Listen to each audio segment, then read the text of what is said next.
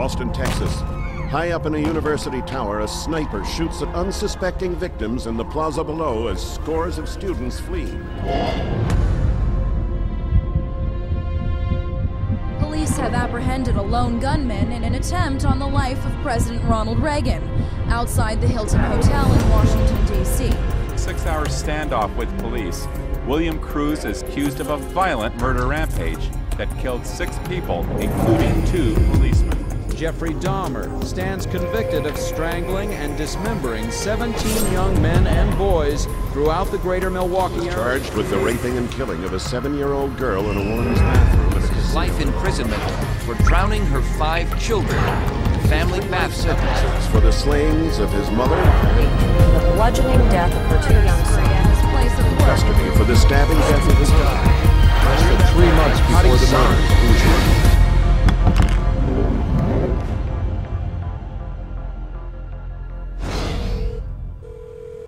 Police department? Yeah. I just killed my 2 daughters. Sir? Yeah. Tell me what happened. Okay, what's going on right now? I just freaked out and killed them. Are you on medication? Yeah. What kind of meds are you on, sir? I'm on antidepressants. I have to say, whenever I read in the newspaper of some violent act, one of the first questions I ask is, was the person on medications? Virginia Tech or the school shootings or the, my first thought is always, I wonder what drug he was taking. There are side effects to the use of drugs and also very damaging and dangerous long-term effects, which psychiatrists often don't consider as being important. They induce violence, they induce self-violence, they induce distortions of reality leading to hallucinations, they induce a whole variety of psychiatric problems, which are then typically treated with more psychiatric drugs. We're not talking about a rash, we're not talking about dry mouth, we're not talking about nausea. We're talking about sudden, compulsive, overwhelming suicidal or homicidal urges. We're talking about violent deaths. We're talking about crippling injuries. Psychiatric drugs are rampant in society today. It's become really an epidemic.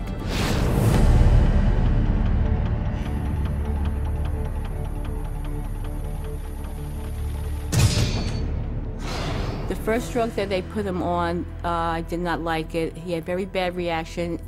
He became a completely different person. He was very, as you would say, aggressive. He became obsessive compulsive, paranoid about bad guys, afraid of dying. He started sniffing his hand 20 to 30 times a minute, out of control rages. He couldn't think straight, he couldn't act straight. It made him irritable, it made him violent. At one point he threatened to kill himself and to kill me, and he was only 6 or 7 years old. From the moment that I started taking these drugs and to the moment that I stopped, all that happened in my life was things got worse. Depression got worse, the anger got worse, the outbursts got worse. I had no idea what was happening to me. I would start quivering and shaking. I would drop onto the ground. Literally, I could not control anything. Within 4 hours of taking 25 milligrams of Zoloft, I was standing on a balcony at a church. And again, there was the thinking, I'm going to jump. Psychiatrists have carved out a great niche for themselves in the prescribing of drugs, but if you look at the history of treating people for mental and psychological disorders, it's a history fraught with things that don't work. They're not helping people with drugs, and they're not looking out for harming people. They're ignoring the harm that's coming from all of these drugs. We see suicidal thoughts, we see suicide, we see profound depression, mood swings. This is 911. Who is this? My sister's trying to kill herself. Stop trying to kill herself. Where is your sister? What is she trying to do? Take pills? What? No, my dad told me now. Come on, tell me. Stop trying to kill herself. No, you're not going to die.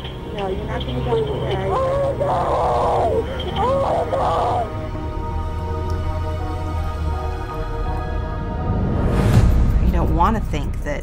that a drug could affect someone's behavior in that way, but it does. It happens all the time. Suicide is just one in a long list of possible side effects of the medications that the doctors will seldom link to the medication, but instead blame it on the patient. What's the cause of death going to be written?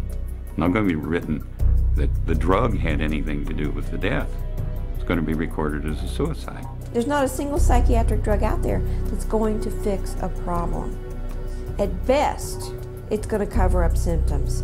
At worst, it might kill you.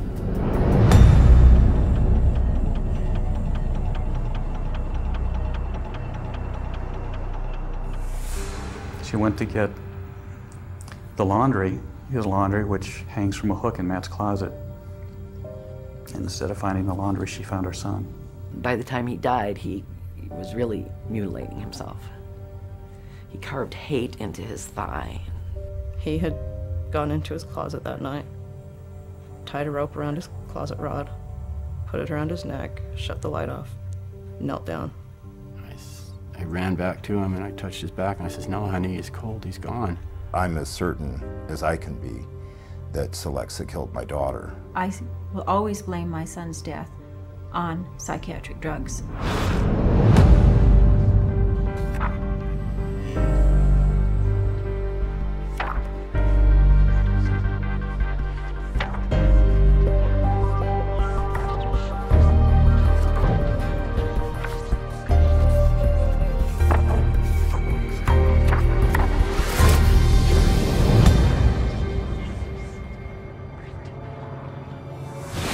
There are numerous reports of significant violent acts, not just suicide, but significant violent acts of murder-suicides in patients who were being prescribed antidepressants for relatively minor conditions, and they then just snapped. The drugs that are used are known worldwide to increase suicidality and increase homicidal violence. Might there be a link between the school shootings or the extremely violent shootings that have occurred in the U.S. and the prescription of certain psychotropic medications?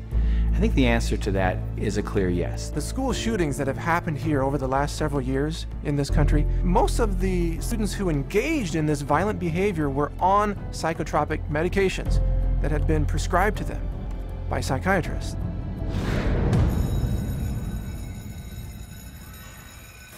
911, where's your emergency? Student shot at Westside High School, Middle School. Been what? Student shot at Westside Middle School. Okay. Do you know who done the shooting? No, we do not. Okay. Like them everywhere.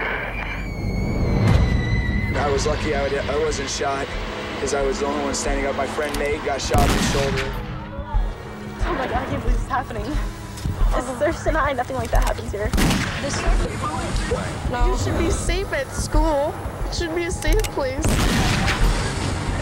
Just horrible images that you never want to see again in your mind. And I was praying to God for someone to come help me. It wasn't just my boyfriend, he was my best friend. A nightmare. I didn't think he had...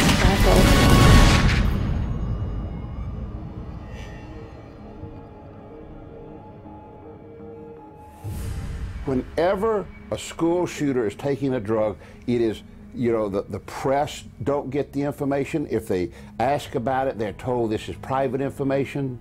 So the public is kept in the dark about the drugging of these kids that leads to this violence.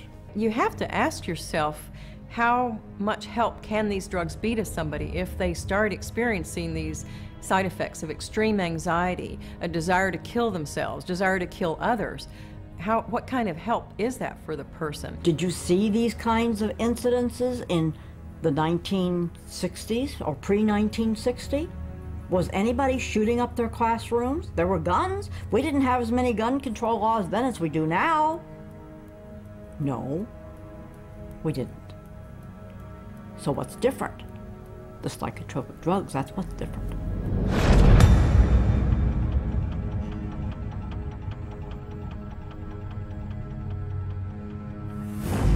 These psychiatrists are, in a sense, crippling people at the same time they claim to be treating them. They are mainly just drug pushers. You go on this drug, if it doesn't help, you can try this one. And if that doesn't work, you can try this one. This is one incredible money-generating machine when this is your approach to treating people. It's about making money. It's not about getting people better or helping people in a service industry or helping people feel well. More than anything else, even more horrific than all the lives lost as a result of this callous profit-seeking, is the notion that our country is being destroyed. What we see in the homicides and the suicides is only the tip of the iceberg compared to exactly what's happening to people out there. How many deaths have to occur before the public wakes up? Wake up. Wake up before it's too late.